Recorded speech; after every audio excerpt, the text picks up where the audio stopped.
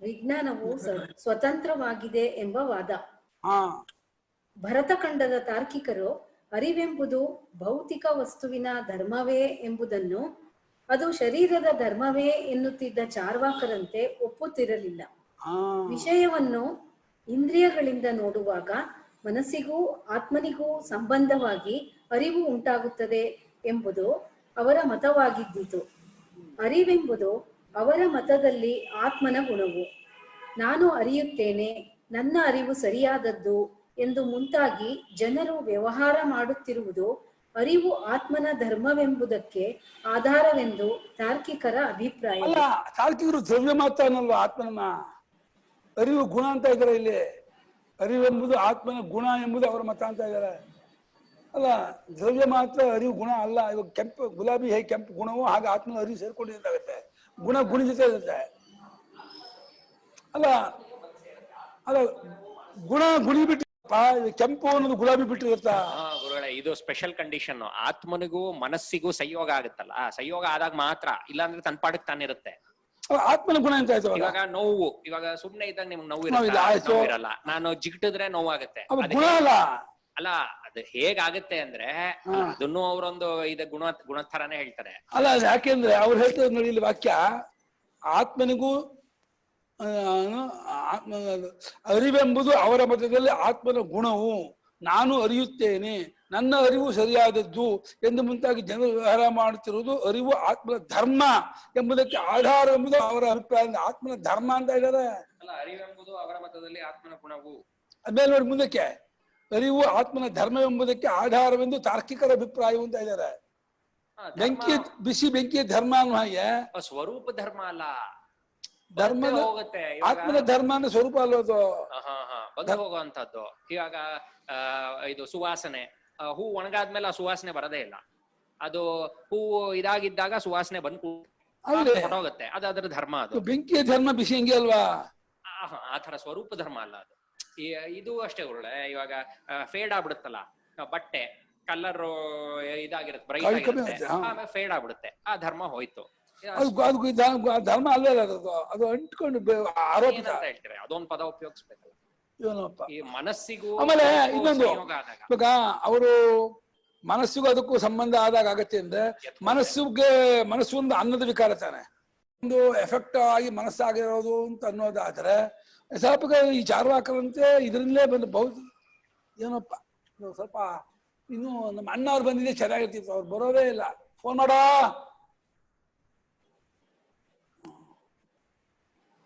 ಮುಂದೆ ಓದಿಪ್ಪ. ಅವರ ಅಭಿಪ್ರಾಯದಲ್ಲಿಯೂ ಅರಿವೆಂಬುದು ಹುಟ್ಟುವುದು ಹೋಗುವುದು ಎಂಬ ಮಾರ್ಪಾಡುಗಳುಳ್ಳದ್ದೇ ಆಗಿರುತ್ತದೆ. ಅದು ಭೌತಿಕ ವಸ್ತುವಿನ ಧರ್ಮವೆಂಬುದನ್ನು ಬಿಟ್ಟು ಆತ್ಮನ ಧರ್ಮವೆಂದು ಹೇಳುವುದೊಂದೇ ತಾರ್ಕಿಕರ ಮತದಲ್ಲಿರುವ ವಿಶೇಷ. ಭೌತಿಕ ವಸ್ತುವಿನ ಧರ್ಮ ಬಿಟ್ಟು ಆತ್ಮನ ಧರ್ಮ ಅಂತ ಹೇಳ್ತಾರಂತೆ. ಏನು ಭೌತಿಕ ಧರ್ಮ ಬಿಟ್ಟು ಆತ್ಮ ಧರ್ಮ ಇನ್ನೊಂದು ಆಗಿದೆ. ಇಲ್ಲ, ಭೌತಿಕ ಧರ್ಮ ಭೌತಿಕ ಬಂದ್ರೆ ಭೌತಿಕ ಧರ್ಮ, ಅದು ಬಿಟ್ಟು ಆತ್ಮ ಧರ್ಮ ಬೆಂಕಿ ಹಿಂಗೆ ಬಿಸಿ ಆಗಬೇಕು, ಇನ್ನೊಂದು ಧರ್ಮ ಇಲ್ಲಪ್ಪ. ಏನ್ ಹೇಳ್ತಾರಪ್ಪ?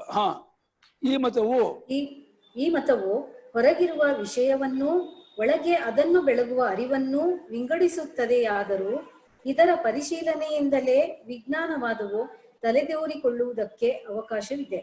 ಅದು ಹೇಗೆಂಬುದನ್ನು ತಿಳಿದುಕೊಳ್ಳುವುದಕ್ಕೆ ಭರತಖಂಡದ ಬೌದ್ಧರ ವಿಚಾರ ಸರಣಿಯನ್ನು ನೋಡಬೇಕು. ಬೌದ್ಧರಲ್ಲಿ ಸೌತ್ರಾಂತಿಕರೆಂದು ವಿಜ್ಞಾನವಾದಿಗಳೆಂದು ಎರಡು ಪಂಗಡಗಳಿದ್ದವು. ಅವರಿಬ್ಬರಲ್ಲಿ ಸೌತ್ರಾಂತಿಕರ ಮತವೇನೆಂದರೆ, ಹೊರಗಿನ ವಸ್ತುವನ್ನು ಗೊತ್ತುಪಡಿಸುವುದಕ್ಕೆ ನಮ್ಮೊಳಗಿನ ಅರಿವೇ ಸಾಧನವೆಂಬುದು ನಿಜವಾದರೂ ನಾವು ನೇರಾಗಿ ವಸ್ತುವನ್ನು ಅದು ಇರುವಂತೆಯೇ ಅರಿತುಕೊಳ್ಳುವುದು ಸಾಧ್ಯವಲ್ಲ.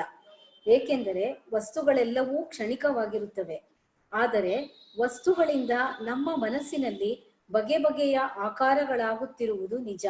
ಈ ಆಕಾರಗಳು ಯಾವುದರಿಂದಾಗುವುವೋ ಅದೇ ವಸ್ತು ಎಂದು ನಾವು ಹೊರಗಿನ ವಸ್ತುವನ್ನು ಊಹಿಸಬಹುದಾಗಿರುತ್ತದೆ. ಒಲೆಯಲ್ಲಿ ಬೆಂಕಿಯನ್ನು ನೇರಾಗಿ ಕಂಡೆವೆಂದೂ ಬೆಟ್ಟದ ಮೇಲೆ ಹೊಗೆಯನ್ನು ಕಂಡು ಅದರಲ್ಲಿ ಬೆಂಕಿ ಇರುವುದೆಂದೂ ಊಹಿಸಿದೆವೆಂದೂ ಎರಡು ಬೇರೆ ಬೇರೆಯ ವ್ಯವಹಾರವಿರುವುದು ನಿಜ. ಆದರೆ ಈ ಎರಡು ಕಡೆಗಳಲ್ಲಿಯೂ ನಾವು ಹೊರಗಿನ ವಸ್ತುವನ್ನು ಊಹಿಸುವೆವೇ ಹೊರತು ಎಲ್ಲಿಯೂ ಯಾವ ಪದಾರ್ಥವನ್ನು ನೇರಾಗಿ ಕಾಣುವುದಿಲ್ಲ. ಆದರೆ ಒಲೆಯ ಬೆಂಕಿಯು ನೇರಾಗಿ ತನ್ನ ಆಕಾರವನ್ನು ಅರಿವಿನಲ್ಲಿ ಉಂಟು ಮಾಡುತ್ತದೆ. ಬೆಟ್ಟದ ಬೆಂಕಿಯು ಹೊಗೆಯ ಮೂಲಕವಾಗಿ ಆಕಾರವನ್ನುಂಟು ಮಾಡುತ್ತದೆ. ಆದ್ದರಿಂದ ಒಂದು ಕಡೆಯಲ್ಲಿ ಬೆಂಕಿಯನ್ನು ಕಂಡೆವೆಂಬ ವ್ಯವಹಾರವೂ ಇನ್ನೊಂದು ಕಡೆಯಲ್ಲಿ ಅದನ್ನು ಊಹಿಸಿದೆವೆಂಬ ವ್ಯವಹಾರವೂ ಆಗಿರುತ್ತದೆ. ಈ ರೀತಿಯಲ್ಲಿ ಅರಿವಿನ ವ್ಯವಹಾರ ಭೇದಕ್ಕೆಲ್ಲ ಸರಿಯಾದ ಕಾರಣವನ್ನು ಕಲ್ಪಿಸಬಹುದಾಗಿರುತ್ತದೆಯಾದ್ದರಿಂದ ನಮ್ಮ ಮತವು ಅನುಭವಕ್ಕೇನೂ ವಿರೋಧವಾಗಿಲ್ಲ.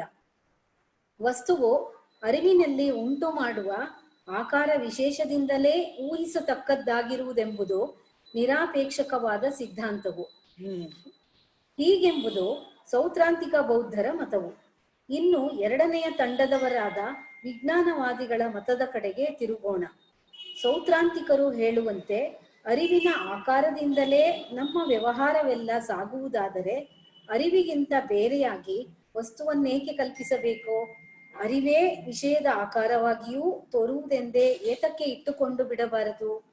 ಒಂದೇ ಅರಿವಿನಲ್ಲಿ ಕಪ್ಪು, ಹಳದಿ ಮುಂತಾದ ಬೇರೆ ಬೇರೆಯ ಆಕಾರಗಳು ಕಾರಣವಿಲ್ಲದೆ ತೋರಲಾರವಾದ್ದರಿಂದ ಈ ಆಕಾರ ಭೇದಕ್ಕೆ ಕಾರಣವಾದ ವಿಷಯವನ್ನು ಒಪ್ಪಬೇಕು ಎಂದು ಬಾಹ್ಯ ವಸ್ತುವಾದಿಯು ಹೇಳಬಹುದು. ಆದರೆ ಕನಸನ್ನು ನೋಡಿರಿ, ಅಲ್ಲಿಯೂ ಬಗೆ ಬಗೆಯ ವಿಷಯಗಳನ್ನು ಕಂಡಂತೆ ನಮಗೆ ತೋರುತ್ತದೆ. ಆದರೂ ಅಲ್ಲಿ ಅರಿವಿಗಿಂತ ಹೊರಚಾಗಿ ಯಾವುದೊಂದು ವಿಷಯವೂ ಇಲ್ಲವೆಂಬುದು ಎಲ್ಲರಿಗೂ ಸಮ್ಮತವಾಗಿರುತ್ತದೆ. ಹೀಗೆ ಹೊರಗೆ ವಿಷಯವಿಲ್ಲದೆಯೇ ಅರಿವಿನ ಹಿಂದಿನ ವಾಸನೆಯಿಂದ ಬಗೆ ಬಗೆಯ ವಿಷಯಾಕಾರಗಳು ತೋರಿಕೊಳ್ಳಬಹುದೆಂದು ಕನಸಿನ ದೃಷ್ಟಾಂತದಿಂದ ಸಿದ್ಧವಾಗುವುದರಿಂದ ಎಚ್ಚರದಲ್ಲಿಯೂ ಅರಿವಿನ ಆಕಾರಗಳು ಮಾತ್ರವೇ ಇರುತ್ತವೆಯೇ ಹೊರತು ಅವಕ್ಕೆ ಕಾರಣವಾಗಿರುವ ಹೊರಗಿನ ವಿಷಯಗಳೆಂಬುವೇನೂ ಸ್ವತಂತ್ರವಾಗಿಲ್ಲ ಎಂದು ಇಟ್ಟುಕೊಳ್ಳುವುದೇ ಯುಕ್ತವಾಗಿರುತ್ತದೆ. ಇದಲ್ಲದೆ ಹೊರಗೆ ವಿಷಯವನ್ನು ಒಪ್ಪುವವರು ಕೂಡ ಅದು ಅರಿವಿನ ಜೊತೆಯಲ್ಲಿಯೇ ತೋರುವುದೆಂದು ಒಪ್ಪಿಕೊಳ್ಳುತ್ತಾರೆ. ಕಪ್ಪಾಗಿರುವ ವಸ್ತುವಿನ ಅರಿವನ್ನು ಬಿಟ್ಟು ಬರಿಯ ಕರಿಯ ವಸ್ತುವನ್ನು ನಾವು ಎಂದೂ ಬೇರೆಯಾಗಿ ಕಂಡದ್ದಿಲ್ಲ. ಅರಿವಿಗಿಂತ ವಿಷಯವು ಬೇರೆಯಾಗಿದ್ದರೆ ಅದು ಅರಿವನ್ನು ಕುರಿಯದೇ ತಾನೇ ಏತಕ್ಕೆ ಸ್ವತಂತ್ರವಾಗಿರಬಾರದು? ಬಿಟ್ಟು ಅಂತ ಅರಿವಿಗಿಂತ ವಿಷಯವು ಬೇರೆಯಾಗಿದ್ರೆ ಅದು ಅರಿವನ್ನ ಇಟ್ಟುಕೊಳ್ಳದೆ ಅಂತ ಇರ್ಬೇಕು. ಕುರಿಯದೆ ಅಂದ್ರೆ ಅವಲಂಬಿಸದೇನಾ? ಈ ಕುರಿಯದೆ ಯಾವ ಭಾಷೆ ಇದು? ಉರ್ದುವಾ? ಉರ್ದು ಭಾಷೆ. ಕುರಿಯದೆ ಅಂದ್ರೆ ಯಾವ ಭಾಷೆ ಇದು? ಅರಿವನ್ನು ಕುರಿಯದೆ ತಾನೇ ಬಂದರೆ ಅವ್ರದ್ದು ಈ ಪ್ಯಾರ ಕೇಳಬೇಕು. ಭರತಖಂಡದ ತಾರ್ಕಿ ಬಯಸದೆ ಅಂತಿದೆ. ಬಯಸದೆ ನಮ್ಮಲ್ಲಿ ಇರೋದು ಹಾಗೆ. ಅಮ್ಮನ್ ತೆಗೆದು ಇದ್ರಲ್ಲಿ ಇಲ್ಲ, ಕುರಿಯದೇ ಇಲ್ಲ. ಅಯ್ಯೋ ತೆಗೆದ್ಯಾ? ತಕ್ಕೋದಮ್ಮ. ಹಾ, ಬಯಸದೆ ಅಂತಿದೆ ನಮ್ಮಲ್ಲೆಲ್ಲ. ಬಯಸದೆ ಇಲ್ಲ, ಬಯಸದೆ ಅಂತಿದೆ. ಓ, ಪ್ರಿಂಟಿಂಗ್ ಮಿಸ್ಟೇಕ್ ಇರ್ಬೇಕದು. ಓ, ಬಯಸದೇನಾ? ಬಯಸದೆ ಕುರಿಯದೆ.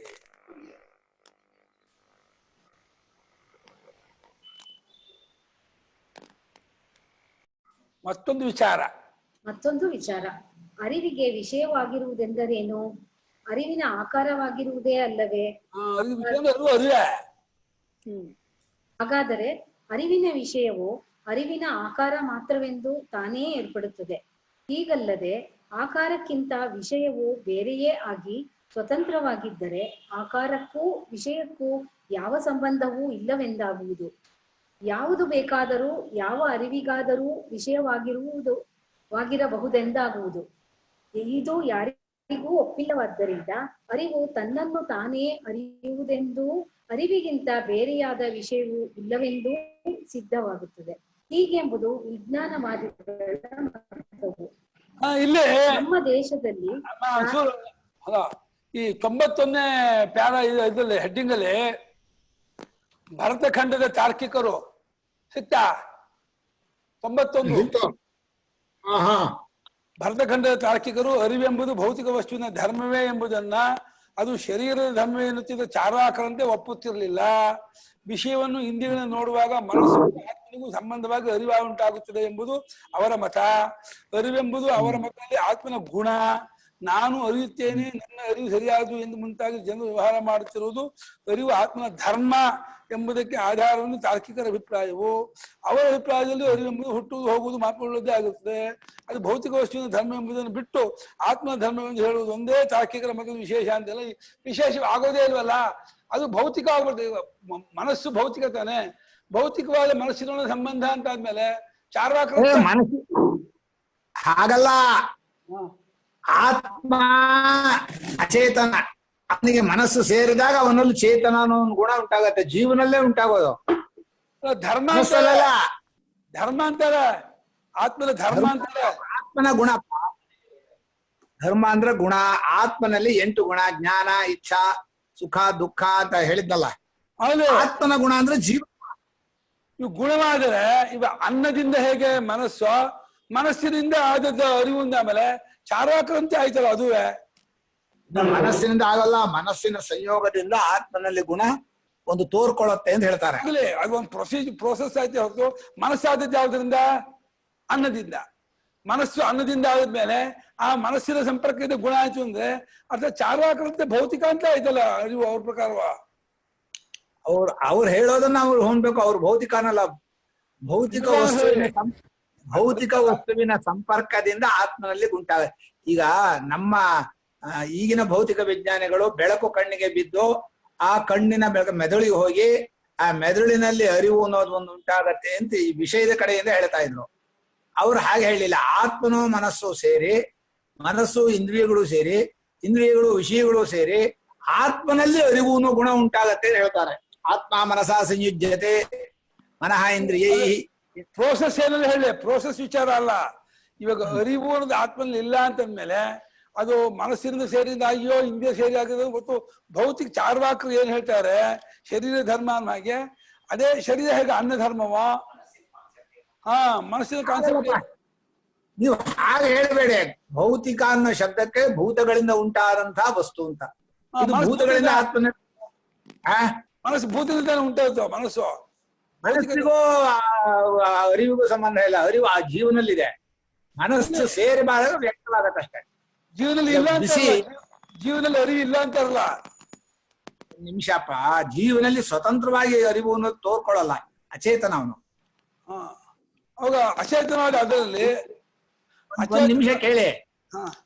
ಬೆಂಕಿಯ ಬಿಸಿ ಯಾವುದೋ ಒಂದರಿಂದ ವ್ಯಕ್ತವಾಗತ್ತೆ ಅಂದ್ರೆ ಅದರ ಗುಣ ಅಲ್ಲ, ಬೆಂಕಿಯೇ ಗುಣ ಅದು ಅಂತ. ಸರಿ, ಅವಾಗ ಯಾವ್ದೋ ಒಂದಲ್ಲಿ ಇರ್ಬೇಕಲ್ಲ. ಬೆಂಕಿಯಲ್ಲಿ ಇದ್ದಿದ್ದು ಅದು ತೋರ್ಕೊಳ್ತು.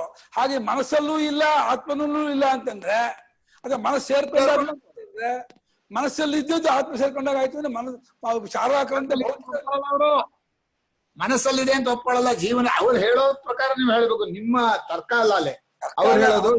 ಹಂಗತ್ತಲ್ಲ, ಮನಸ್ಸು ಸೇರ್ಕೊಂಡಾಗ ಆಗತ್ತೆ ಅಂದ್ರೆ ದೇಹ ಸೇರ್ಕೊಂಡಾಗ ಆಗತ್ತೆ ಅಂತ ಚಾರ್ವಾಕರಿಗೂ, ಮನಸ್ಸು ಸೇರ್ಕೊಂಡಾಗ ಆಗತ್ತೆ ಅನ್ನೋ ತಾರ್ಕಿಕರು ಏನ್ ವ್ಯತ್ಯಾಸ ಆಯ್ತು?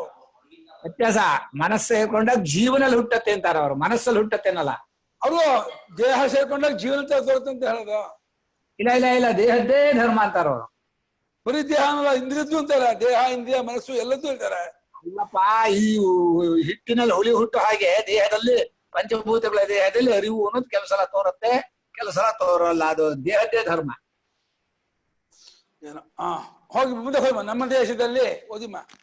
ನಮ್ಮ ದೇಶದಲ್ಲಿ ತಾರ್ಕಿಕರ ಪ್ರತ್ಯಕ್ಷವಾದವು ಕ್ರಮಕ್ರಮವಾಗಿ ವಿಜ್ಞಾನವಾದಕ್ಕೆ ತಿರುಗಿದಂತೆಯೇ ಪಾಶ್ಚಾತ್ಯ ದೇಶಗಳಲ್ಲಿಯೂ ಬಾಹ್ಯ ಸತ್ಯತ್ವವಾದಿಗಳ ಮತವು ಬರುಬರುತ್ತಾ ವಿಜ್ಞಾನವಾದಕ್ಕೆ ದಾರಿಯನ್ನು ಮಾಡಿಕೊಟ್ಟಿತು.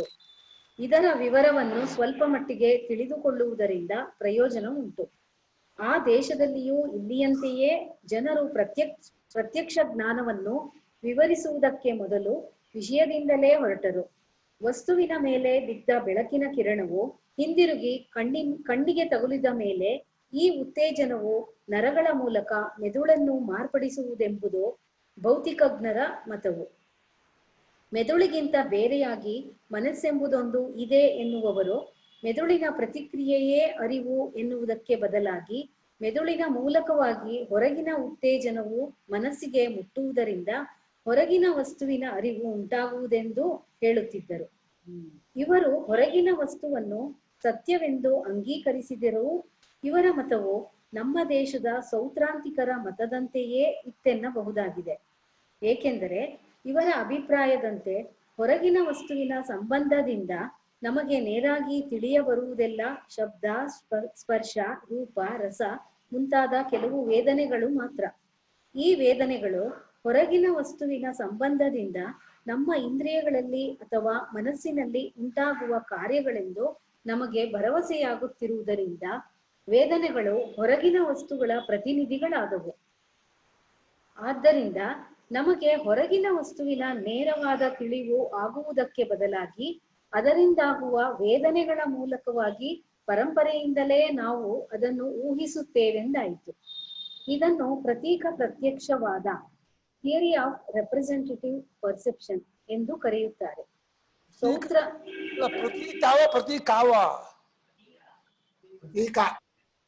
ಪ್ರತೀತಿ ಸಮುತ್ಪಾದ ಅದು ಬೇರೆ ಏನಲ್ಲ. ಪ್ರತೀತಿ ಸಮುತ್ಪಾದ ಅದಲ್ಲ ಇದು ಪ್ರತೀಕ ಪ್ರತ್ಯಕ್ಷವಾದ. ಅಂದ್ರೆ ಎಲ್ಲಾ ವೇದನೆಗಳಿಂದ ಆ ಅರಿವಿದೆ, ಅರಿವುಂಟಾಗತ್ತೆ ಅಂತ ಮತ್ತೆ ವೇದನೆಗಳನ್ನು ಮಧ್ಯೆ ಕಲ್ಪಿಸಿದ್ದಾರೆ. Theory of representative perception. Representative ಅದೇ ರೆಪ್ರೆಸೆಂಟೇಟಿವ್ ಇದೆ. ಸೌತ್ರಾಂತಿಕ ಮತದಲ್ಲಿ ಹೇಳಿಕ ವಿಜ್ಞಾನವಾದಿಗಳು ಸೌತ್ರಾಂತಿಕರು ಅಂತಾರೆ. ಸೌತ್ರಾಂತಿಕರ ಮತದಲ್ಲಿ ಜ್ಞಾನಾಕಾರಗಳು ವಿಷಯವನ್ನು ಊಹಿಸುವುದಕ್ಕೆ ವೇದನೆಗಳು ಸಾಧನವಾಗಿವೆ ಎಂಬುದು ಸ್ಪಷ್ಟವಾಗಿರುತ್ತದೆ. ಈ ಮೆಟ್ಟಲಿಗೆ ಇಳಿಯುವುದೆಂಬುದು ವಿಜ್ಞಾನವಾದದ ಪ್ರವೇಶಕ್ಕೆ ಹೆಬ್ಬಾಗಿಲನ್ನು ತೆರೆದಂತೆಯೇ ಆಗುವುದು. ಏಕೆಂದರೆ ನಮಗೆ ಗೊತ್ತಿರುವುದೆಲ್ಲ ವೇದನೆಗಳೇ ಆದರೆ ಈ ವೇದನೆಗಳಿಗಿಂತ ಬೇರೆಯಾಗಿ ಸ್ವತಂತ್ರವಾದ ಬಾಹ್ಯ ವಸ್ತುಗಳು ಇವೆ ಎಂಬುದಕ್ಕೆ ಪ್ರಮಾಣವೇನೂ ಇರುವುದಿಲ್ಲ. ಆದ್ದರಿಂದ ಈ ವೇದನೆಗಳು ಬಾಹ್ಯ ವಸ್ತುಗಳಿಂದಾಗಿವೆ ಎಂದಾಗಲಿ ಅವುಗಳಿಗೆ ಪ್ರತೀಕವಾಗಿ ನಮಗೆ ತಿಳಿದು ಬರುವುದೆಂದಾಗಲಿ ಹೇಳುವುದಕ್ಕೆ ಆಧಾರವಿರುವುದಿಲ್ಲ. ನಮ್ಮ ಮನಸ್ಸಿಗೆ ಗೋಚರವಾಗುವುದೆಲ್ಲ ಅದರ ವೃತ್ತಿಗಳೇ. ನೇರಾಗಿ ಅರಿಯುವುದು, ನೆನಪಿಗೆ ತಂದುಕೊಳ್ಳುವುದು, ಕಲ್ಪಿಸಿಕೊಳ್ಳುವುದು ಮುಂತಾದ ಮನಸ್ಸಿನ ಪ್ರವೃತ್ತಿಗಳಲ್ಲಿ ಎಲ್ಲಿ ನೋಡಿದರೂ ವೃತ್ತಿಗಿಂತ ಬೇರೆಯಾದ ವಿಷಯವೊಂದು ಇದೆ ಎಂದಿಟ್ಟುಕೊಳ್ಳುವುದಕ್ಕೆ ಕಾರಣವೇನೂ ಇರುವುದೇ ಇಲ್ಲ. ನಮಗೆ ವಿಷಯವಾಗುವುದೆಲ್ಲ ವೇದನೆಗಳೇ ಆಗಿರುವುದರಿಂದ ಇವುಗಳ ಗುಂಪನ್ನೇ ನಾವು ಒಂದೊಂದು ವಸ್ತುವೆಂದು ವ್ಯವಹರಿಸುತ್ತಿರುವೆವೆಂದು ಹೇಳಬಹುದಾಗಿದೆ. ಹೀಗೆಂಬುದು ಪಾಶ್ಚಾತ್ಯರಲ್ಲಿ ಹುಟ್ಟಿದ ಮೊಟ್ಟ ಮೊದಲನೆಯ ವಿಜ್ಞಾನವಾದವು. ಗೌಡಪಾದರ ದೃಷ್ಟಿಯಲ್ಲಿ ಎಲ್ಲ ಮನೋವೃತ್ತಿ ಮಾತ್ರ ಅಂತ ಆದ್ರೆ ಮುಂದೆ ಆ ಮನೋವೃತ್ತಿ ನೋಡುವಂತ ಕೇವಲ ಅರಿವೇ ಮನೋವೃತ್ತಿಗಳು ಅಂತ ಒಂದು ಕನ್ಕ್ಲೂಷನ್ ಮಾಡಬಹುದು. ನೈತದ್ ಬುದ್ಧೇನ ಭಾಷಿತಂ. ವಿಜ್ಞಾನವಾದದಲ್ಲಿಯೂ ವಿಷಯ ಸತ್ಯತ್ವವಾದದಲ್ಲಿಯೂ ದೋಷಗಳು. ವಿಜ್ಞಾನವಾದಿಗಳು ವಿಷಯ ಸತ್ಯತ್ವವಾದಿಗಳು ಒಬ್ಬರ ಮತದಲ್ಲೊಬ್ಬರು ದೋಷವನ್ನು ತೆಗೆದು ತೋರಿಸುತ್ತಾ ಬಂದ ಹಾಗೆಲ್ಲ ಅವರ ಮೂಲಾಭಿಪ್ರಾಯಗಳು ಮಾರ್ಪಾಡುತ್ತಾ ಬಂದಿರುತ್ತವೆ. ಆದ್ದರಿಂದ ಈಗ ಪಾಶ್ಚಾತ್ಯರಲ್ಲಿ ವಿಜ್ಞಾನವಾದದ ಕವಲುಗಳು ವಿಷಯ ಸತ್ಯತ್ವವಾದದ ಕವಲುಗಳು ಬೇಕಾದಷ್ಟು ಆಗಿರುವವಲ್ಲದೆ ಇವುಗಳೆರಡೂ ಮೊದಲಿದ್ದಂತೆ ತೀರಾ ಬೇರೆ ಬೇರೆಯಾಗಿರದೆ ಒಂದರೊಳಗೊಂದು ಸೇರಿ ಹೆಣೆದುಕೊಂಡು ಬಿಟ್ಟಿವೆ. ಪಾಶ್ಚಾತ್ಯರ ತತ್ವಶಾಸ್ತ್ರದ ಇತಿಹಾಸವನ್ನು ಬರೆಯುವುದು ನಮ್ಮ ಉದ್ದೇಶವಲ್ಲವಾದ್ದರಿಂದ ಈ ವಿಚಾರವನ್ನು ಇಲ್ಲಿಗೆ ಬಿಟ್ಟು ಪ್ರಕೃತವಾದ ಅರಿವಿನ ವಿಚಾರಕ್ಕೆ ಹಿಂದಿರುಗುವೆವು. ಅರಿವಿನ ವಿಷಯವು ಸ್ವತಂತ್ರವೆಂದೂ ಅದರ ಸಂಬಂಧದಿಂದ ಮೆದುಳಿನಲ್ಲಿ ಅಥವಾ ಮನಸ್ಸಿನಲ್ಲಿ ಅರಿವು ಉಂಟಾಗುವುದೆಂದು ಹೇಳುವ ವಿಷಯ ಸತ್ಯತ್ವವಾದಿಗಳು ಅರಿವೆಂದರೇನೆಂಬುದನ್ನು ಬೆಟ್ಟಿಟ್ಟು ತೋರಿಸಲಾರದೆ ಹೋಗಿರುವಂತೆಯೇ ಅರಿವಿನ ಆಕಾರಕ್ಕಿಂತ ಅಥವಾ ಅರಿವಿನಲ್ಲಿ ಕಾಣುಬರುವ ವೇದನೆಗಳಿಗಿಂತ ಬೇರೆಯಾದ ವಿಷಯವೇ ಇಲ್ಲವೆಂದು ಹಠ ಹಿಡಿದಿರುವ ವಿಜ್ಞಾನವಾದಿಗಳು ಅರಿವಿನ ಸ್ವರೂಪವು ಇಂಥದ್ದೆಂದು ತೋರಿಸಿಕೊಡುವುದಕ್ಕೆ ಸಮರ್ಥರಾಗಿರುವುದಿಲ್ಲ. ಅರಿವಿನಲ್ಲಿ ಆಗಾಗ್ಗೆ ಕಾಣಿಸಿಕೊಳ್ಳುತ್ತಿರುವ ಮಾರ್ಪಾಡುಗಳು ಹೊರಗಿನ ಉತ್ತೇಜಕ ಸಾಮಗ್ರಿಯಿಂದಲೇ ಆಗಿರಲಿ ಮನಸ್ಸಿನೊಳಗಿನ ಕಾರಣದಿಂದಲೇ ಆಗಿರಲಿ ಮೊದಲು ಇಲ್ಲದೆ ಇದ್ದ ಅರಿವಿನ ಪ್ರಭೇದಗಳು ಹೇಗೆ ಉಂಟಾಗುವುವು? ಅರಿವಿನ ತಿರುಳಾಗಿರುವ ವಸ್ತುವೊಂದು ಯಾವುದಾದರೂ ಇದೆಯೇ? ಇಲ್ಲವೇ? ಇಲ್ಲದಿದ್ದರೆ ಇಂತಿಂಥ ಅರಿವು ನಮಗೆ ಆಯಿತೆಂಬ ಅನುಭವವು ಹೇಗೆ ಆಗುತ್ತದೆ? ಇದನ್ನು ಇಬ್ಬರೂ ಸ್ಪಷ್ಟಪಡಿಸಿರುವುದಿಲ್ಲ. ನಮಗೆ ಅರಿವು ಹೇಗೆ ಉಂಟಾಗುತ್ತದೆ ಎಂಬ ವಿಷಯದಲ್ಲಿ ವಿಷಯ ಸತ್ಯತ್ವವಾದಿಗಳಿಗೂ ವಿಜ್ಞಾನವಾದಿಗಳಿಗೂ ಮತಭೇದವಿದೆ. ಅದು ಹೇಗಾದರೂ ಇರಲಿ, ಜಿಜ್ಞಾಸುವಿನ ಮನಸ್ತೃಪ್ತಿಯಾಗುವಂತೆ ಅರಿವಿನ ಉತ್ಪತ್ತಿಯನ್ನು ಇಬ್ಬರೂ ವಿವರಿಸಲಾರದೆ ಇರುತ್ತಾರೆ. ಇಂದ್ರಿಯಗಳಿಗೂ ಹೊರಗಿನ ವಿಷಯಗಳಿಗೂ ಸಂಬಂಧವಾಗುವುದರಿಂದಲೇ ವಿಷಯದ ಜ್ಞಾನವಾಗುವುದೆಂದು ನಮ್ಮ ದೇಶದ ಪ್ರಾಚೀನ ತಾರ್ಕಿಕರು ಈಗಿನ ಭೌತಿಕ ಶಾಸ್ತ್ರಜ್ಞರು ಅಭಿಪ್ರಾಯಪಟ್ಟಿರುತ್ತಾರೆ. ಆತ್ಮನು ಮನಸ್ಸಿನೊಡನೆ ಸಂಯೋಗವಾಗಿ, ಮನಸ್ಸು ಇಂದ್ರಿಯದೊಡನೆ ಸಂಯೋಗವಾಗಿ, ಇಂದ್ರಿಯಕ್ಕೂ ವಿಷಯಕ್ಕೂ ಸಂಯೋಗವಾದರೆ ಪ್ರತ್ಯಕ್ಷವಾದ ಅರಿವು ಉಂಟಾಗುತ್ತದೆ ಎಂಬುದು ತಾರ್ಕಿಕರ ಮತವು. ವಸ್ತುವಿನ ಮೇಲೆ ಬಿದ್ದ ಬೆಳಕು ಹಿಂದಿರುಗಿ ಕಣ್ಣಿಗೆ ತಗಲಿ ನೇತ್ರೇಂದ್ರಿಯದ ನರಗಳಲ್ಲಿಯೂ ಅವುಗಳಿಗೆ ಸಂಬಂಧಪಟ್ಟ ಮೆದುಳಿನ ಭಾಗದಲ್ಲಿಯೂ ಕೆಲವು ಮಾರ್ಪಾಡುಗಳನ್ನುಂಟು ಮಾಡುವುದರಿಂದ ವಸ್ತುಗಳ ಪ್ರತ್ಯಕ್ಷ ಜ್ಞಾನವಾಗುವುದೆಂಬುದು ಭೌತಿಕ ಶಾಸ್ತ್ರಜ್ಞರ ಮತವು. ಇವರಿಬ್ಬರಿಗೂ ನಾವು ಕೆಲವು ಪ್ರಶ್ನೆಗಳನ್ನು ಹಾಕಬೇಕಾಗಿರುತ್ತದೆ. ನಮ್ಮಲ್ಲಿ ಕೆಲವು ವೇದನೆಗಳು, ಭಾವನೆಗಳು ಹೇಗೇ ಉಂಟಾಗಲಿ ಅವು ನಮ್ಮೊಳಗೆ ಉಂಟಾಗುತ್ತವೆ, ಅವೇನೂ ವಸ್ತುಗಳಲ್ಲ.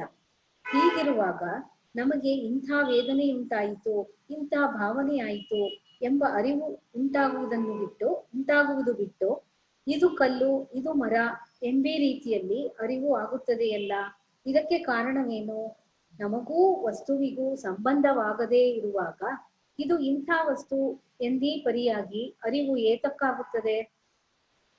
ನಮಗೂ ವಸ್ತುವಿಗೂ ನಡುವೆ ಮನಸ್ಸು, ಮೆದುಳು, ಇಂದ್ರಿಯ ಇವೆಲ್ಲ ಇದ್ದರೂ ನಡುವೆ ಇರುವ ಮೆದುಳೇ ಮುಂತಾದವುಗಳ ಅರಿವೇ ಆಗದೆ ದೂರದಲ್ಲಿರುವ ವಸ್ತುವಿನ ಜ್ಞಾನವೇ ನೇರಾಗಿ ಆಗುವುದಲ್ಲ. ಇಷ್ಟು ಕಾಣಲ್ಲ. ನಮಗೂ ಕಣ್ಣಿಗೂ ಕುರ್ಚಿ ಕಾಣುತ್ತೆ, ಕಣ್ಣು ಕಾಣಲ್ಲ, ರೆಟಿನ ಕಾಣಲ್ಲ, ನರ ಕಾಣಲ್ಲ, ಮೆದುಳು ಕಾಣಲ್ಲ, ಅದು ಕಾಣುತ್ತೆ. ಯಾಕೆ ಹೀಗೆ? ಇದಕ್ಕೆ ಇನ್ನು ವಿಜ್ಞಾನವಾದಿಗಳನ್ನು ನಾವು ಕೇಳಬೇಕಾದದ್ದು ಏನೆಂದರೆ, ಮೆದುಳು, ಇಂದ್ರಿಯ, ವಿಷಯ ಎಲ್ಲವೂ ಅರಿವೇ ಆಗಿರುವಾಗ ಇವುಗಳು ಬೇರೆ ಬೇರೆ ಎಂಬ ಜ್ಞಾನವು ನಮಗೆ ಉಂಟಾದದ್ದು ಹೇಗೆ? ಇಲ್ಲಿ ನಾವು ಹಾಕಿರುವ ಪ್ರಶ್ನೆಗಳಿಗೆ ಇಬ್ಬರು ವಾದಿಗಳು ಉತ್ತರ ಹೇಳಲಾರದೆ ಇರುತ್ತಾರೆ. ನಮ್ಮ ಮನಸ್ಸಿನ ಹೊರಗಿರುವ ವಸ್ತುಗಳನ್ನು ನಾವು ಹೇಗೆ ಅರಿಯುತ್ತೇವೆ? ವಸ್ತುಗಳನ್ನು ಅರಿಯುವಾಗ ನಮ್ಮೊಳಗೇ ಆಗುವುವೆಂದು ವಿಚಾರಕರು ಅಭಿಪ್ರಾಯ ಪಡುತ್ತಿರುವ ಮಾರ್ಪಾಡುಗಳು ನಮಗೆ ಅತ್ಯಂತ ಸಮೀಪದಲ್ಲಿದ್ದರೂ ಅವು ನಮ್ಮ ಅನುಭವಕ್ಕೆ ಗೋಚರವಾಗದೇ ಇರುವುದೇಕೆ ಎಂಬೀ ಪ್ರಶ್ನೆಗಳಿಗೆ ಉತ್ತರವನ್ನು ಹೇಳುವುದು ಈ ವಾದಿಗಳಿಗೆ ಕಡು ಕಷ್ಟವಾಗಿ ಬಿಟ್ಟಿದೆ. ಈ ಕಷ್ಟಕ್ಕೆ ಸಿಕ್ಕಿಕೊಂಡಿರುವ ವಾದಿಗಳ ಮುಂದೆ ಮತ್ತೊಂದು ಕಗ್ಗಂಟಿನ ಪ್ರಶ್ನೆಯೂ ಬಂದು ನಿಂತುಕೊಳ್ಳುತ್ತದೆ. ಅದೇನೆಂದರೆ, ಈಗ ನಾನು ಇಂಥ ಹೊರಗಿನ ವಸ್ತುವನ್ನು ನೋಡುತ್ತಿದ್ದೇನೆ ಎಂಬ ರೂಪದಲ್ಲಿಯೇ ಪ್ರತ್ಯಕ್ಷ ಜ್ಞಾನವಾಗುವುದೆಂಬುದು ಎಲ್ಲರ ಅನುಭವದಲ್ಲಿಯೂ ಇರುತ್ತದೆ. ನಮ್ಮ ಮನಸ್ಸಿನಲ್ಲಿ ಆಗುವ ಭಾವನೆಗಳ ಮತ್ತು ವೇದನೆಗಳ ಹೊರಗೆ ಇರುವುದೆಂದು ನಾವು ನಂಬುತ್ತಿರುವ ವಿಷಯವು ನಿಜವಾಗಿಯೂ ಇದೆ ಎಂಬುದಕ್ಕೆ ಪ್ರಮಾಣವೇನು? ಅದು ಯಾವ ಪ್ರಮಾಣವೂ ಇಲ್ಲದಿದ್ದರೆ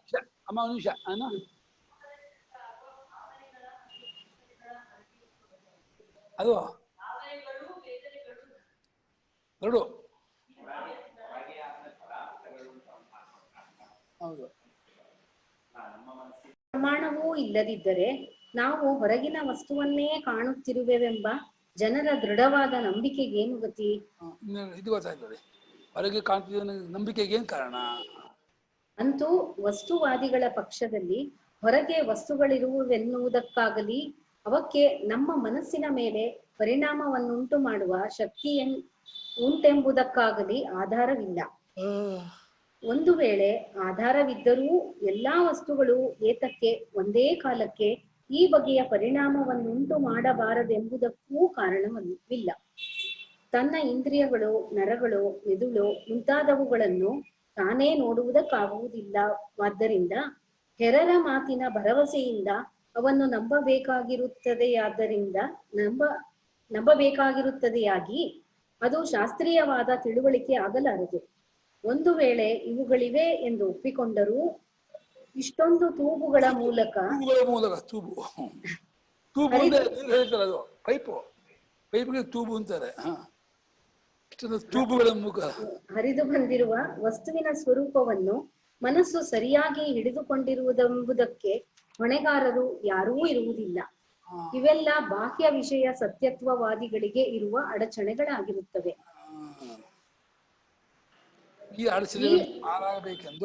ಈ ಅಡಚಣೆಗಳಿಂದ ಪಾರಾಗಬೇಕೆಂದು ಎಲ್ಲವೂ ವಿಜ್ಞಾನವೇ, ಅರಿವೇ ಎಂದು ಹೇಳುವುದಾದರೆ ಒಂದೇ ಅರಿವಿನಲ್ಲಿ ವಿಷಯಿಗಳೆಂಬ ವಿಂಗಡವಾದದ್ದು ಹೇಗೆ?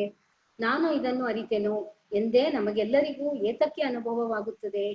ಇದೆಲ್ಲ ವಿಜ್ಞಾನವೇ ಎಂದೇಕೆ ತೋರುವುದಿಲ್ಲ?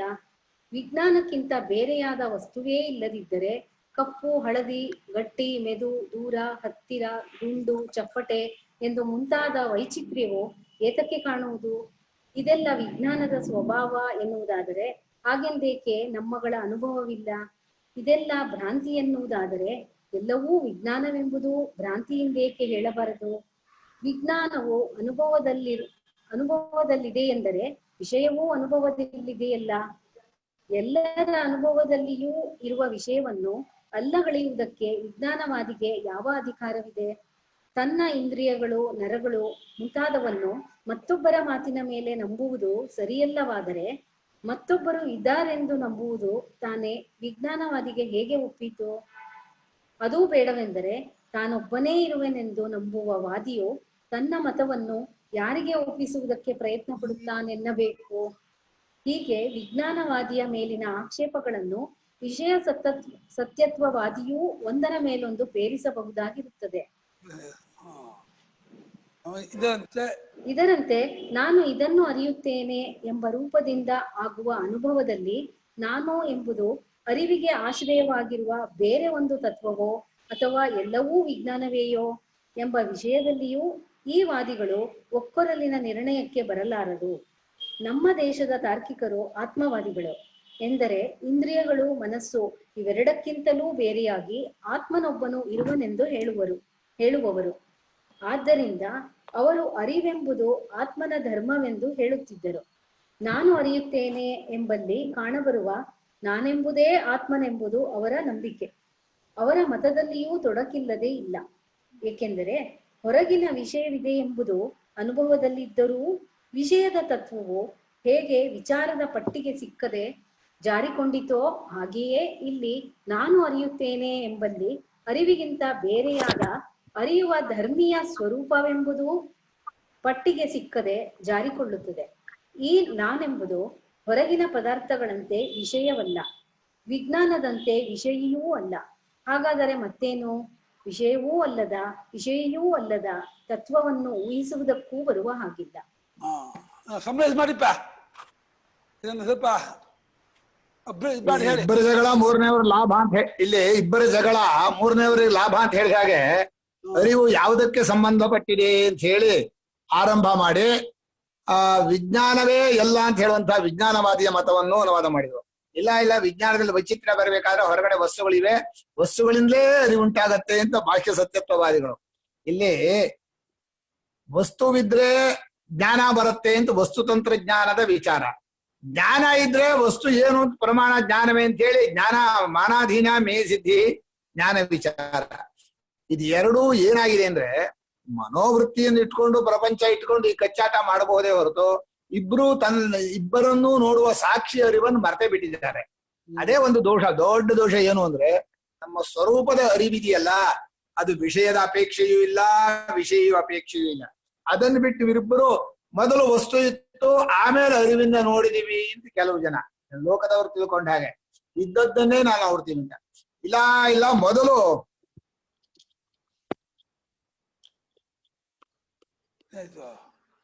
ಏನೋ ಆಯ್ತು ನಮ್ದು ಅರಿವು. ಆ ಅರಿವಿಗೆ ತಕ್ಕ ಹಾಗೆ ಏನ್ ನೋಡುತ್ತೋ ಹಾಗೆ ವಸ್ತು ಇರ್ಬೇಕು, ಅರಿವಿಲ್ದೆ ವಸ್ತು ಇರೋಕ್ಕಾಗಲ್ಲ ಅಂತ ನೋಡೋಕ್ ಹೋದ್ರೆ ಎರಡನೇದ್ರಲ್ಲಿ ಸ್ವಲ್ಪ ಸಮ್ಮತಿ ಕಾಣಿಸತ್ತೆ.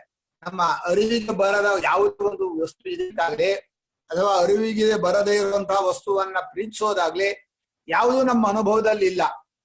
ಆದರೆ ಇವರು ಹೇಳೋ ಅರಿವು ಮನೋವೃತ್ತಿ ರೂಪವಾದ ಅರಿವು. ಮನೋವೃತ್ತಿ ರೂಪವಾದ ಅರಿವು ಮುಂದೆ ವಸ್ತುವಿಗೆ ತಕ್ಕಾಗತ್ತೆ ಅಂತಲೋ, ವಸ್ತುವು ಮನೋವೃತ್ತಿಗೆ ತಕ್ಕಾಗಿ ಗೋಚರವಾಗತ್ತೆ ಅಂತಲೋ ಇವ ಏನಾಗಿದೆ ಅಂತಂದ್ರೆ ಅನ್ಯೋನ್ಯಾಪೇಕ್ಷೆ ಇದೆ. ಒಂದು ಸಿದ್ಧಿ ಆದ್ರೆ ಇನ್ನೊಂದು ಸಿದ್ಧಿ ಆಗಬೇಕು, ಎರಡೂ ಸಿದ್ಧಿ ಆಗಲ್ಲ. ವಸ್ತುವಿನ ಇರುವಿಕೆ ಇಲ್ಲದೆ ಮನೋವೃತ್ತಿ ಬರೋದಿಲ್ಲ. ಅದಕ್ಕೆ ಅವನು ಎಷ್ಟೇ ಚಿಣಕಾಡಿದ್ರು ವಸ್ತುವಿನ ಇರುವಿಕೆಯನ್ನು ಅವನು ಕಲ್ಪಿಸ್ಬೇಕು. ಯಾಕಂದ್ರೆ ಮನೋವೃತ್ತಿಗಳಲ್ಲಿ ವೈಚಿತ್ರ್ಯ ಇದೆ. ಮನೋವೃತ್ತಿಗಳ ವೈಚಿತ್ರ್ಯ ಬರಬೇಕಾದ್ರೆ ವಸ್ತುಗಳು ಇರಲೇಬೇಕು ಅಂತ ಹೇಳಿ ವಸ್ತುಗಳ ಅಸ್ತಿತ್ವನೂ ಒಪ್ಬೇಕು, ಮನಸ್ಸಿನ ಅಸ್ತಿತ್ವನೂ ಒಪ್ಬೇಕು.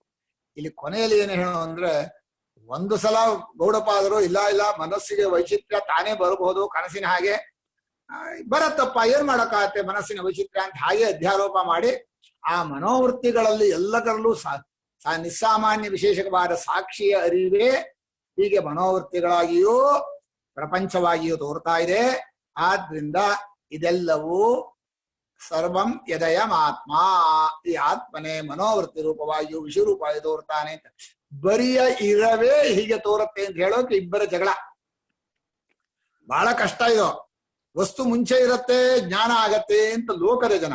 ಇಲ್ಲ, ಜ್ಞಾನ ಹೇಗಾಗತ್ತೋ ಹಾಗೇ ವಸ್ತು ಇರಬೇಕು, ನಮ್ಗೆ ಅರಿವಿಲ್ಲದೆ ವಸ್ತು ಇದೆ ಅಂತ ಯಾರ ಕೈಲೂ ಊಹೆನೂ ಮಾಡಕ್ಕಾಗಲ್ಲ. ಅದನ್ನ ನಮ್ಮ ಮನೋವೃತ್ತಿಗೆ ತಕ್ಕ ಹಾಗೆ ಮನಸ್ಸಲ್ಲಿ ಹೇಗೆ ಬರುತ್ತೋ ಹಾಗೆ ವಸ್ತು ಇರಬೇಕು ಅಂತ. ಕೆಲವು ಸಲ ಏನಾಗತ್ತೆ ಅಂದ್ರೆ ಅದು ಸರಿ ಅನ್ಸತ್ತೆ. ಯಾಕಂದ್ರೆ ಮನೋವೃತ್ತಿ ಏನೋ ಅದ, ಯಾರ್ಯಾರು ಹೇಗೆ ಮನೋವೃತ್ತಿನ ನೋಡಿರ್ತಾರೋ ಅದೇ ಅವರ ಪ್ರಪಂಚ. ಒಬ್ಬೊಬ್ಬರ ಮನಸ್ಸಿನ ವೃತ್ತಿಗಳೇ ಪ್ರಪಂಚ ಆದ್ರೆ ಅವರವರ ಪ್ರಪಂಚ ಅವರವರಿಗೆ ಅದು ಸರಿ ಅನ್ಸತ್ತೆ. ಆದ್ರೆ ಇದು ಎರಡೂ ಮಟ್ಟಿಗೆ ಒಂದು ಹಂತಕ್ಕೆ ಒಪ್ಕೊಳ್ಳುವಂತಹದ್ದೇ ಹೊರತು ಪೂರ್ಣ ಸತ್ಯ ಅಲ್ಲ.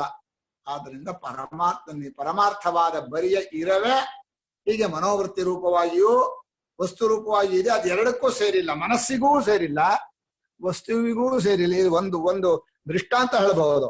ಈ ಬೆಳಕು ವಸ್ತು ಮೇಲೆ ಬಿದ್ದಾಗ ಬೆಳಕು ಕಾಣಿಸತ್ತೆ, ವಸ್ತುನೂ ಕಾಣಿಸತ್ತೆ ಅಂತ ಹೇಳಿದ ಹಾಗೆ ಬರಿಯ ವಸ್ತು ಕಾಣಲ್ಲ, ಬರಿಯ ಬೆಳಕು ಕಾಣಲ್ಲ. ಹಾಗೆ ಬರಿಯ ಮನೋವೃತ್ತಿಗಳು ಇರೋಲ್ಲ, ಬರಿಯ ಪದಾರ್ಥವೂ ಪ್ರಪಂಚದಲ್ಲಿ ತೋರೋಲ್ಲ.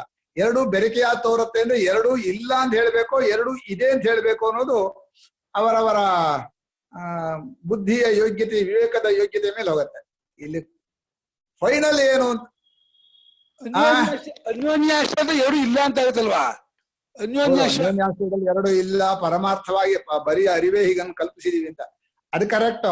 ಆದ್ರೆ ಆ ಮಟ್ಟಕ್ಕೆ ಹೋಗದೆ, ಸಾಕ್ಷಿಯ ಅರಿವಿನ ಮಟ್ಟಕ್ಕೆ ಹೋಗದೆ ವ್ಯಾವಹಾರಿಕ ದೃಷ್ಟಿಯಿಂದ ನೋಡ್ತಾ ಇದ್ರೆ ಮನೋವೃತ್ತಿಯೇ ಮೊದಲನ. ಮನೋವೃತ್ತಿಗೆ ಬರದೆ ವಸ್ತು ಇದೆ ಅಂತ ಹೇಳೋಕ್ ಆಗೋಲ್ಲ.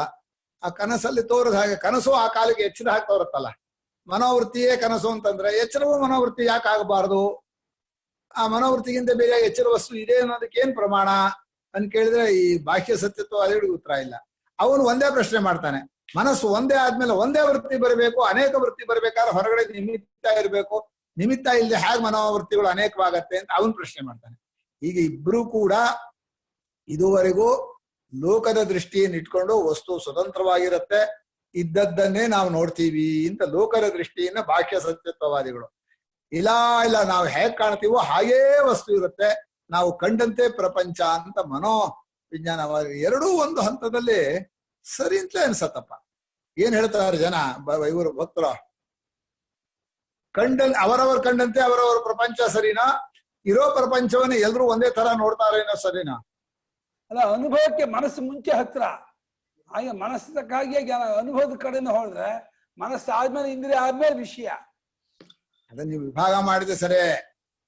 ಮನಸ್ಸಾದ್ಮೇಲೆ ಅಲ್ಲಿ ಒಟ್ಟಿಗೆ ತೋರುತ್ತಲ್ಲ, ಮನಸ್ಸಿನ ಆಕಾರವನ್ನೇ ಹೊರಗಡೆ ಇದೆ ಅಂತ ಹೇಳ್ತಾ ಇರೋದು ಅವನು. ಹೊರಗಡೆ ಇಲ್ಲದೆ ಹೋದ್ರೆ ಮನಸ್ಸಿನ ಆಕಾರ ಬರಲ್ಲ. ಅಲ್ಲ, ಬರೀ ಕಲ್ಪನಾ ಲೋಕದಲ್ಲಿ ಮನೋರಾಜ್ಯದಲ್ಲಿ ವಿಷಯವಿದೆ ಮನಸ್ಸತ್ ಕಾಣ್ತಾ ಇರ್ತಾನಲ್ಲ, ಭಯ ಆಗತ್ತೆ, ಸಂತೋಷ ಆಗತ್ತೆ, ನಗ್ತಾನೆ, ಎಲ್ಲ ಆಗತ್ತೆ. ಬರೀ ಕಲ್ಪನಾ ಕಾಲದಲ್ಲೋ, ಕಲ್ಪನಾ ಕಾಲದಲ್ಲಿ ಆಗತ್ತೆ, ಆದ್ರೆ ಸತ್ಯ ಅಲ್ಲ. ಅಷ್ಟೇ, ಯಾವ್ದು ನೋಡಿದ್ರು ಸತ್ಯ ಅಲ್ಲ. ಹಾ, ಈಗ ಅರಿವು ಯಾವುದಕ್ಕೆ ಸೇರಿದ್ದು ಅಂತ ಪ್ರಶ್ನೆ, ಆ ಅರಿವಿನಿಂದ ಸಿದ್ಧವಾಗೋದು ಯಾವುದು ಅಂತ ಪ್ರಶ್ನೆ. ಮನೋವೃತ್ತಿಗಳು ಬೇರೊಂದು ಅರಿವಿನಿಂದ ಸಿದ್ಧವಾಗತ್ತೆ ಅಂತ ಆದ್ರೆ ಹೋಯ್ತದು. ಮನೋವೃತ್ತಿಗಳಿಂದ ಹೊರಗಿನ ಪ್ರಪಂಚ ಸಿದ್ಧವಾಗತ್ತೆ ಅಂದ್ರೆ ಮನೋವೃತ್ತಿಗಳೇ ಹೊರಗಿನ ಪ್ರಪಂಚ ಅಂತ ಹೇಳ್ಬೋದು. ಆದ್ರೆ ಒಂದು ಪ್ರಶ್ನೆ ಏನಿದೆ ಅಂದ್ರೆ, ನಮ್ಮ ಮುಂದೆ ಯಾವುದೋ ಒಂದಿದೆಯಪ್ಪ, ನಾವ್ ಹೇಗ್ ಬೇಕಾದ್ರೂ ಹಾಗೆ ವೃತ್ತಿ ಮಾಡ್ಕೊಂಡು ಆ ವಸ್ತು ನೋಡೋಕ್ಕಾಗಲ್ಲ. ಬೇರೆ ವೃತ್ತಿ ಮಾಡ್ಕೊಂಡ್ರೆ ಆ ವಸ್ತು ಕಾಣಿಸಲ್ಲ ಅಷ್ಟೇ. ಬೇರೆ ಯೋಚನೆಯಲ್ಲಿ ಮುಳುಗಿದ್ರೆ ಮುಂದಿರೋ ವಸ್ತು ಕಾಣಲ್ಲ. ವಸ್ತುವನ್ನ ನೋಡಿದ ಮೇಲೆ ಅದೇ ವೃತ್ತಿ ಬರ್ಬೇಕೆ ಹೊರತು ನೀವು ಇಷ್ಟಪಟ್ಟ ವೃತ್ತಿಯನ್ನು ಮಾಡ್ಕೊಳಕ್ ಬರೋದಿಲ್ಲ. ಕಂಬ ಕಾಣಿಸ್ತಾ ಇದ್ರೆ ಕಂಬ ಕಾಣಿಸೋದ್ ಬೇಡ ಅನ್ನೋಕ್ಕಾಗಲ್ಲ. ಆದ್ರೆ ಕೆಲವು ಸಲ ವಸ್ತು ಪ್ರಧಾನ ಅನ್ಸತ್ತೆ, ಕೆಲವು ಸಲ ಮನೋವೃತ್ತಿ ಪ್ರಧಾನ ಅನ್ಸತ್ತೆ. ಯಾವುದು ಹತ್ರ ಯಾವುದು ದೂರ ಅನ್ನೋ ಪ್ರಶ್ನೆ ಬೇರೆ. ಯಾವುದನ್ನ ಅಪೇಕ್ಷಿಸಿ, ವಸ್ತುವನ್ನ ಅಪೇಕ್ಷಿಸಿ ಮನೋವೃತ್ತಿ ಹುಟ್ಟಾಗುತ್ತೋ, ಮನೋವೃತ್ತಿಗೆ ತಕ್ಕ ಹಾಗೆ ವಸ್ತುವಿನ ಜ್ಞಾನ ಆಗತ್ತೋ ಅನ್ನೋದು ಈ ವಾದ ಈ ಕೊನೆಯವರೆಗೂ ಇದ್ದೇ ಇದೆ. ಎರಡೂ ಒಟ್ಟಿಗೆ ನಮಗೆ ಆ ಸಾಕ್ಷಿ ಅರಿವಿಗೆ ಗೋಚರವಾಗತ್ತೆ. ಅದು ತೋರೋದೇ ಮಾಯೆ, ಅದಕ್ಕೆ ತರ್ಕ ಬರೋಲ್ಲ. ಮಾಯೆಯೇ ಇಲ್ಲೇ ಇರೋ ತೋರಿಕೆ ಅಂತ ಹೇಗೋ ಯುಕ್ತಿಗೂ ಸಿಗದೆ ಇರೋದು. ಯಾವ ಯುಕ್ತಿ ಹಾಕಿದ್ರು ಮಾಯೆಗೆ ಯುಕ್ತಿ ಹೇಳಕ್ಕಾಗಲ್ಲ. ಮನಸ್ಸು ಸ್ವತಂತ್ರವಾಗಿ ವಸ್ತು ಇಲ್ಲದೆ ಇದೆ ಅಂತ ಹೇಳಕ್ಕಾಗಲ್ವಲ್ಲ. ನೀವು ಮುಂಚೆ ಮನಸ್ಸು ಅಂದ್ರೆ ಸ್ವತಂತ್ರವಾಗಿ ಇರ್ವಿಕೆ ಕೊಡ್ಬೇಕಲ್ಲ. ವೃತ್ತಿ ಇಲ್ಲದ ಮನಸ್ಸಾಗಿ ಹೇಳ್ತೀರ, ವೃತ್ತಿ ಬಂದ್ ಕೂಡಲೇ ಮನಸ್ಸು ವಸ್ತು ಬೇಕಲ್ಲ. ಆದ್ರಿಂದ ಇದು ತೀರದಂತಹ ಪ್ರಶ್ನೆ. ಲೋಕದ ವ್ಯವಹಾರ ಕೇಳಿದ್ರೆ ಪ್ರಪಂಚ ಇರತ್ತೆ, ನಾವು ಬಂದು ನೋಡ್ತೀವಿ ಅಂತ ಹೇಳಿ ವಸ್ತುನೇ ಮುಂಚೆ ಸಿದ್ಧ ಮಾಡ್ಕೋತಾರ. ಈ ಭ್ರಾಂತಿಯಲ್ಲೇ ಈ ವಸ್ತುತಂತ್ರ ಜ್ಞಾನ ತಗೊಂಡು ಹೋಗಿ ಏನೇನ್ ಕಾಣಿಸತ್ತೋ ಆ ಜ್ಞಾನಕ್ಕೆ ಆ ಕಾಲಕ್ಕೆ ಅಲ್ಲೊಂದು ವೃತ್ತಿ ಹುಟ್ಟತ್ತೆ, ವಸ್ತು ಹುಟ್ಕೊಳತ್ತೆ. ಅನಿರ್ವಚನೀಯವಾದ ಬಂದದ್ದು ಇದಕ್ಕೆ. ಹುಚ್ಚುಚ್ಚಾಗಿ ಏನೇನ್ ನಿಮ್ ಮನಸ್ಸಿಗೆ ಬರುತ್ತೋ ಅದಕ್ಕೆ ತಕ್ಕಾಗಿ ಹೊರಗಡೆ ವಸ್ತು ಇರಬೇಕು ಅಂತ ಒಂದು ನ್ಯಾಯ ತೆಗೆದ್ಬಿಟ್ರು. ಅದು ಏನಾಗ್ಬಿಡ್ತೋ, ಹಗ್ಗದ ಹಾವು ಹುಟ್ಕೊಳತ್ತೆ ಆ ಕಾಲಕ್ಕೆ, ಆ ಜಾಗದ ಒಂದು ಅವಚ್ಛಿನ್ನ ಚೈತನ್ಯದಿಂದ ಬರುತ್ತೆ. ಹಾಗೆ ಪ್ರಪಂಚವು ಪ್ರಾತಿಭಾಸಿಕ ಸತ್ಯ ಅಂತ ಒಂದು ಸತ್ಯ ಇದೆ, ಎಲ್ಲೆಲ್ಲೋ ಎಳ್ಕೊಂಡು ಹೋಗ್ಬಿಟ್ರು. ಲೋಕಾನುಭವಕ್ಕೆ ವಿರುದ್ಧವಾಗಿ ಶಂಕರ ಭಾಷ್ಯಕ್ಕೂ ಪ್ರತ್ಯೇತೇವಹಿ ಕೇವಲಂ ನತು ತತ್ರ ರಜತಮಸ್ತಿ ಅಂತ ಹೇಳಿದ್ರು. ಇಲ್ಲ, ಪ್ರಾತಿಭಾದಿಕ ರಜತೋತ್ಪತ್ತಿ ಅಂತ ಹೇಳಿ ಒಂದು ದೊಡ್ಡ ವಾದ, ಹುಚ್ಚು. ಯಾವಾಗಲೂ ದೃಷ್ಟಾಂತವನ್ನು ಮಾತ್ರ ತುಂಬಾ ಚರ್ಚೆ ಮಾಡಬಾರ್ದು. ವಿವಕ್ಷಿತಾಂಶ ತಗೊಂಡು ವಾಕ್ಯಾರ್ಥ ಸ್ಪಷ್ಟ ಮಾಡಿಸ್ಬೇಕು. ದೃಷ್ಟಾಂತವನ್ನೇ ಚರ್ಚೆ ಮಾಡಿದ್ರೆ ನಮ್ಗೆ ಬೇಕಾದಂತಹ ಒಳ್ಳೆ ಅಡಿಗೆ ಇದೆ. ಊಟ ಮಾಡೋದ್ ಬಿಟ್ಟು ಅಡಿಗೆ ಹೇಗ್ ಮಾಡಿದ್ರು ಚರ್ಚೆ ಮಾಡಿ ಕೂತ್ಕೋತೀರ. ಒಳ್ಳೆ ಸೊಗಸ ಊಟ ಮಾಡ್ರಿ, ಒಳ್ಳೆ ರುಚಿ ಆಗತ್ತೆ, ಬೆಸ್ಟ್ ಅದು. ಯಾರು ಮಾಡಿದ್ದು, ಹೇಗ್ ಮಾಡಿದ್ದು, ಏನು ಬೇಡ. ಹಾಗೆ ಪರಮಾರ್ಥ ಏನು ತಿಳ್ಕೊಂಡ್ರು ಸಾಕಾಗಿದೆ. ಈ ಪ್ರಪಂಚದ ಒಳಗಡೆ ಹೋದ್ರೆ ಒಂದೊಂದು ರಗಳೇನೆ. ನಮ್ಮ ಮನಸ್ಸನ್ನ, ಆಕಾರವನ್ನ, ಆ ಆಕಾರಕ್ಕೆ ಬೇಕಾದ ವಸ್ತುವನ್ನ, ಆ ಎರಡನ್ನು ಸ್ವತಂತ್ರವಾಗಿ ಸಿದ್ಧಪಡಿಸ್ಬೇಕು ಅಂತ ಹೋದ್ರೆ ಯಾರಿಗಾಗತ್ತದ? ಆಗೋದೇ ಇಲ್ಲ. ಪರಮಾರ್ಥದ ಅರಿವಿಗೆ ಇವೆಲ್ಲ ಸಾಧನ ಅಂತ ಅಷ್ಟು ತಗೋಬಹುದು. ಅಧ್ಯಾರೋಪ ದೃಷ್ಟಿಯಿಂದ ಪರಮಾರ್ಥದ ಜ್ಞಾನವನ್ನ ತಿಳ್ಕೊಳ್ಳೋಕೆ ಈ ವಸ್ತುವು, ಈ ಅಂತಃಕರಣ ವೃತ್ತಿಯು ಒಂದು ದಾರಿ.